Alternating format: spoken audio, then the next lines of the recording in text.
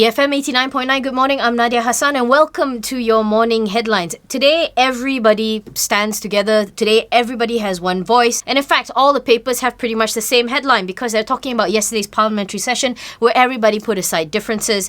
Everybody, sort of put their own personal petty thing aside and talked about MH17. They condemned the act and they were talking about it. The English papers went with the slightly more angry angle. So New Straits Times goes with the nation's anger. Malay Mail goes no forgiveness for you. The Sun also goes on the line of no forgiveness. And of course the Star in their ways talk about all MPs say we condemn this barbaric act.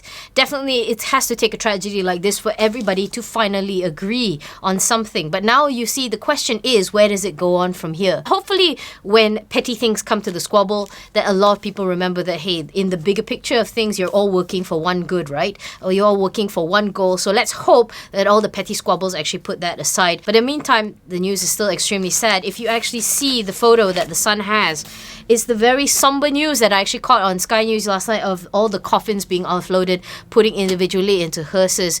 It was so disheartening. And even more of the news actually comes out. You don't know whether to be kind of upset or, accept it, because there's news that apparently they were drunk. The guys who had fired it were apparently drunk. That's how it happened. The black boxes that they actually all came back and recorded and looked in saying there was nothing untoward.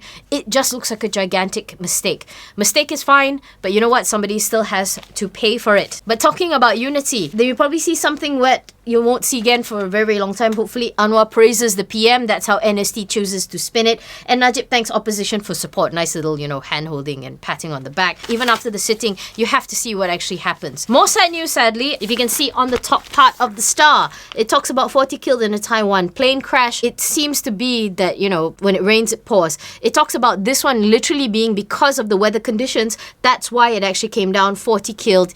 Another more sad news to go on. Speaking of the one voice story, the Malay papers choose to do it slightly more positively. Sina gives little individual quotes from everybody, all their sentiments and everything. You can definitely feel how the country is feeling right now. The Star chooses a very interesting way also to talk about the topic, talking about living in a zombie apocalypse. I don't know whether that's actually very, very tasteful. Talks about the Malaysian team gets to work. I was mentioning the black boxes earlier, but you know what? Now it's down to the hard work. You have to identify the victims. You have to give their families some kind of peace. Although this has pretty much flooded the main headlines, there are some other little bits and pieces going on. Stop accusing police of being racist, says IGP. It's them being hurt over the fact that you think they stop you because, you look different than them. IGP talks about how he's frustrated over the racist comments online, allegations of police inefficiency and unfairness over the Kuantan road rage case. Although he probably has a very valid point and people's racist sites do tend to come out sometimes online, it is something that you have to do with perception, and perception needs to change.